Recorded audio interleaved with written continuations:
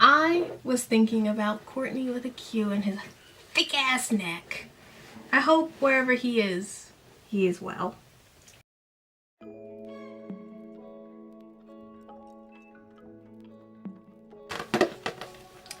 Bachelorette week 5.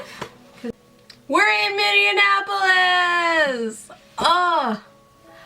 You know, it's got the same energy as we're going to Cleveland, but like, at least like, I don't even know, Minneapolis and Cleveland are pretty equal on the list of cities that I do not wish to go to. I mean, I'd love to go to Mall of America, do a little shoppy shop, but outside of that, So we're in Minneapolis, and Michelle is able to start our episode by chatting with her parents, kind of embellishing and glossing over that whole sleepover debacle where she talks about all the nice, sweet, mature, emotionally available men she has. And Chris S. You know, they cut from her talking to her parents to her meeting up with all the guys, and they all shout her name and they talk about how excited they want to be there. And now it's time for the first group date, which starts immediately afterwards. She picks Joe, who is also from Minneapolis, and I think it's just because she's hot for Joe and just wants to like show off, but like she wants to do the fun thing that she wants to do with the guy she wants the most, which, like, I get, I respect. Well, she would have, you know, explored the city with someone who wasn't from there, but, you know, different strokes for different folks, I guess. They go to the Twins game, which was sleuthed out if you follow any, like, Bachelor people. So they go to the Twins game, and she throws out a pitch to get a kiss. They go to her high school, and they go to her high school locker, which is bizarre to me because goodness knows I am 3 years younger-ish than Michelle. I could not tell you what my high school locker was. Not a chance on God's green earth could I tell you which one was assigned to M. Grant. I'll tell you that. They play basketball in her old gym, and it's very loving basketball, very cute, very, you know, sexy, touchy time. Love that for them.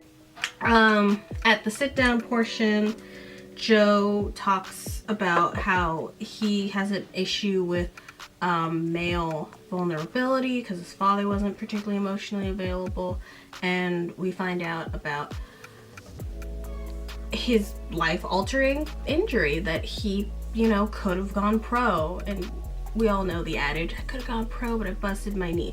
No, Joe could have gone pro, but he got medically mangled in malpractice, and they put a screw in his foot that was too big, and it tore his foot up. And, you know, that killed his ability to play basketball. And that, like, you know, when the thing that you've devoted your life to you can no longer do, that has a detrimental effect on your mental health. And he felt unwell and like he didn't want to be here anymore. And he opens up. He says the line, like, I think I grew to like Joe a lot more because I feel like he and I handle stress the same way. The way he said ball was life and then ball was gone and then burst into tears. Honestly, same. Honestly, same. Ball was life. Joe gets the rose, and they share a nice moment together.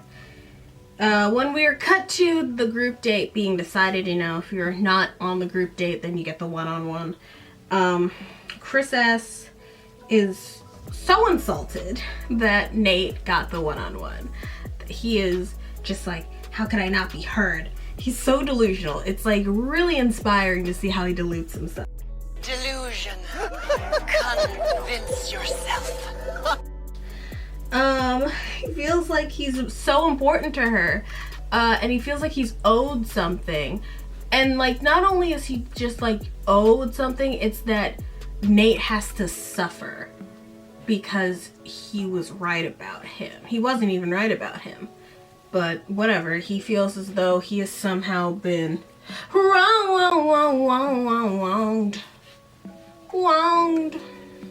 my titties. So the group date consists of Casey, Rodney, Martin, Olu, Leroy, Rick, Clayton, Chris, Brandon. I can call him Chris instead of Chris S, but he'll always be a little bitch Chris S to me.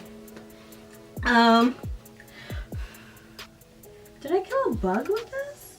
Huh. Weird. Okay, so this group date takes place at the stadium. They're competing to be the most Viking that ever man Vikinged. This is unfairly Clayton's date. Like, Clayton, I don't know why they're not showing this man so hard. I don't know, but maybe it's because we all know he's the bachelor. They want to focus on someone else.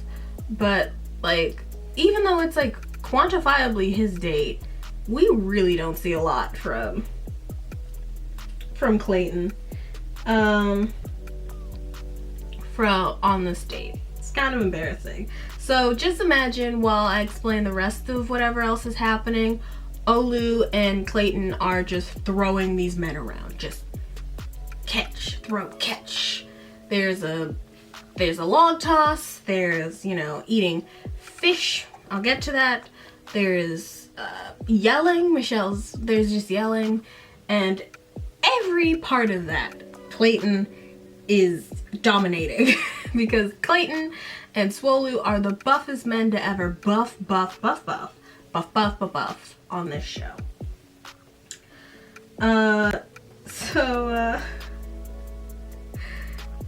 Little things that happen. It's, you know, a little silly. Martin does another backflip, and according to my friend Miriam, who was watching this episode as well, said that he also did a weak-ass handstand. I didn't catch that, or I would have totally called that out. Chris S. So while, like, imagine a 3-layered, like, diorama. The base layer is the field, and then the background is the Vikings, and then into the foreground, one more layer is Clayton and Olu throwing men. And then in the secondary background is Michelle. And then in the foreground is Chris S. lamenting about how he is not having a good time. And I don't know what this man did, but production hates his ass. Like, it's one thing for the audience, or like in hindsight, to be edited as the villain. It is a whole other thing that the smallest, puniest guy, mind you, Rick's on this date, so the smallest, puniest dude there, Chris S, gets a horse ass. Everyone else gets to be like sexy Vikings, and Casey looks like Shrek for some reason. His stuff was very green. He looked very Shrek. I was very confused. But he's like a horse's ass, and he's just like, I am not having a good time. Why isn't Michelle paying me any attention? Michelle. But he like won't go up to her. He's like negging her. He's like, today hasn't been fun for me. Olu like dump trucks his ass during arm wrestling, as she should. And of course, Clayton wins. This is one of the few wins that really means nothing. And everyone goes to the after party. One of the activities was eating Viking food, and Brandon, who, everyone after the slumber party date was really trying to make a point of being there for Michelle, but Brandon was always talking to her, and he was also always headfirst to try anything. And when I say headfirst, I mean headfirst. He bit the head off of a fish, and wow, no, I don't like bone-in fish, but I do not like fish heads. No, fish heads are for cheese and for broth. That's it. No. So at the after party, Clayton truly doesn't ask questions that, if you squint at it, could mean him being like, oh my god, how are you so confident, Michelle? No, he is asking how to be a good lead and how to be confident in a lead. He is asking a colleague a question. Currently, they are colleagues who kiss, because there's no romance there. It is so apparent, like, to me. Like, I might talk about other men that I've wanted to be Bachelor and that I think have like a good chance of being the Bachelor next. Clayton feels like a guy who they were like, hey, we want you on the show, but we can't, you know, we can't do another just raw man showing up. So I'm gonna need you to show up and method act a little bit. Method act. Learn the role from the other. Clayton kisses Michelle, and my mother tells me that she doesn't like his mouth and that it looks like a shovel, which I happen to agree. Mom, you're right, his mouth does look like a shovel. Brandon gets the gift of some Swedish fish to share with Michelle, very cute. And they just talk about how they make each other feel good. Brandon is really showing everything that I thought he could be. Casey thinks that Chris S is being weird and is like, why, if you're talking so much about how you absolutely need to talk to Michelle and you need to interact, why are you not talking to her? Fair question. Why isn't he talking to her? He's just like negging her and it's like, ugh, why won't she talk to me? Why won't you talk to her? She's got like, I think like 8 guys there. Pussy. Everyone else talks to Michelle but Chris. Olu roasts the hell out of Chris. I've been calling Chris a yuppie. And Nate called him a dweeb. Like, this man has no legs left to stand on. Chris feels like he should be rewarded for ratting on Nate in an incorrect way. And he's mad that he didn't get what he wanted. So before the rose goes out, Michelle looks around and is like, we're all good. And he again doesn't say anything. And she sits down and special thanks goes to both Clayton and Brandon. But Clayton, you know, won the Viking games and is also trying to, you know, solidify his staying here. Gets the... So, we have a lake date with Nate. Michelle, really competent with motor vehicles. Like, she's super, like, competent, like, driving this boat around when she was driving the cars around. Like, I love that for her. They're on the boat, hanging around. The day turned into a group date. Michelle's besties, her FBI agents, as she called them on Twitter, show up and they ask questions. Really, it's a way for Nate, from what we saw, it's a way for Nate to clear his name on what happened with Chris S. and this whole you've got it in the bag cockiness narrative that's been written about him. They clear it up, they chit chat, they're on the boat, they drink champagne. Bada bing, bada boom. They're up at this restaurant afterwards, and then we get a cut. We're going back to the house. Chris is like, I just have to tell Michelle that she's making a mistake. Always the biggest mistake you can make, my G. Bad look, bad look, bad look. So Chris S, in the middle of their date, in the middle of Nate and Michelle's date, rolls up to the hotel that they're in and is like, hey, can I steal you for a sec? Can I steal you for a sec? Nate is still pulling all the classic Nate faces, which is correct, because what do you think this is? This is not a cocktail party, babes. You had your chance last night and you didn't take it because you're a little manipulator. So, little bitch boy scumbag comes in and is like, honestly, I'm feeling very insecure, and disappointed and played by this rose ceremony. I told you that he was bad and you kept him around. You rewarded him with a date. And Jean's like, I warned you and I don't want you to make the wrong decision. Michelle just goes, well, honestly, she said a lot of things. There's a lot of things said. Michelle is back in teacher mode, in which she says, I want someone to speak, wants to hear my voice and not someone who's going to speak for me and over me. I think you should go. The most embarrassing self-elimination that has ever been. Chris is gone. Bye, bitch. Bye. We move on to the rose ceremony, cocktail party, where Rodney is like, God, I don't know. I just want her to know that I like her. And they go and, you know, look up at the skyline and yell and talk. And I can kind of see how you might like the skyline of Minneapolis if that's like, you know, if cities are your thing. Rick and her take a walk around the hotel block and are very cute together. And he does this supermodel walk in which she's just like, you have a lot of strong eye contact. Prolonged eye contact, prolonged eye contact, prolonged eye contact. Like, that's a lot. Okay, so Martin and Michelle are talking. And I feel like I need to say, a couple of episodes ago, I was like, why am I weirdly attracted to him? Because he's a fuckboy, and that's what fuckboys do, is they draw you in, and then they fuck your shit up. So, Michelle and Martin are chatting. Again, the red flags are there. Like, somehow, he was friends with Jamie, and was the only one talking to Chris S. by the end. At this point, the cast has had 3 villains, and you've been friends with 2 of them.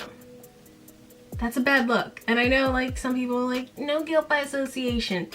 The company you keep, bro. The company you keep.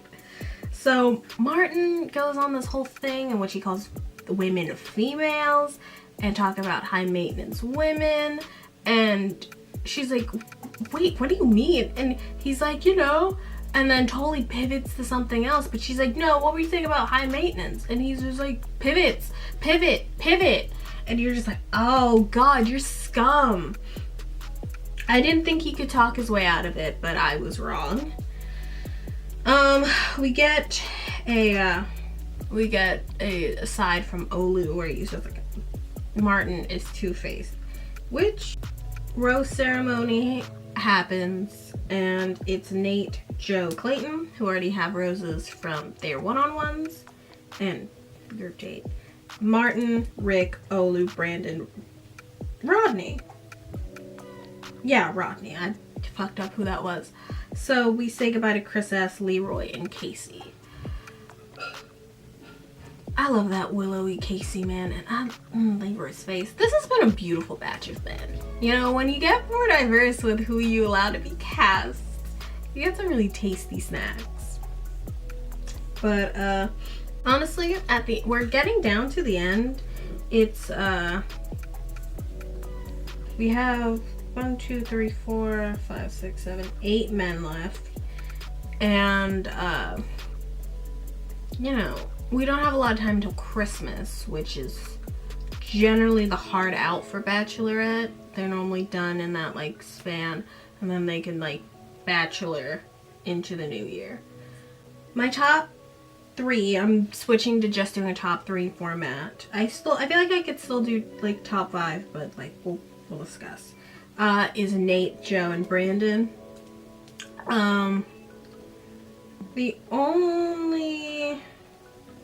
There are 1, 2, 3 white people left, and that's important, because I don't want it to seem like I'm, you know, just like chocolate finish, but it's like, I just don't see Rick winning this. I really don't. He seems like a nice guy. He just doesn't seem like the guy. Maybe he's Michelle's guy. I don't know, but he doesn't feel like the guy. And, Martin's gotta go in the next couple of episodes. You gotta go, you blonde sociopath. And Clayton, we know, isn't her person because he doesn't win the show. Because he goes on to be Bachelor. So that leaves us with Nate, Joe, and Brandon. And this is all kind of a floating top 3. I feel like Brandon less so, but I feel like he's really moving on up there as far as who he could be. My wild card is Rick, Rodney, and probably Olu. I like Olu a lot. I think he's very beautiful. I just feel like he hasn't gotten a lot of screen time. So if he does, you know, make it like past hometown, it's gonna be like one of those easy outs, like, oh, we don't even know anything about you. And like, we had to keep it vaguely positive so that you could like have a storyline when you get to hometowns, but there's nothing else for you. But I really like them. Rodney is just so sweet, but again, like Rick, I just don't think that she's the guy. He seems very kind though, and that's really important. You know, she's a teacher, and if she wants to continue teaching for the rest of forever, she's gonna need a kind husband, because a lot of these teachers, my favorite teachers, all had super nice husbands, at least in elementary school. As we close out today's episode, just want to be reminded that Michelle was just like, I want to have a boat. My goal is to have a boathouse on the lakes. And my dad was like, on a teacher's salary? And I was like, I would not be surprised if Michelle was like, I'm gonna get this bag. If I find a person on the way, find a person on the way. But I'm gonna get this bag, and then I'm gonna, you know, stash his Bachelorette money away into a little squirrel's nest, let it appreciate in value, and buy herself a house. Honey's probably got an NFT. She's probably got some Doge hidden away so that she can get that boathouse. And I support you. Live on the water right before global warming takes you out. Yeah. All right. Bye, guys. I'll see you next week.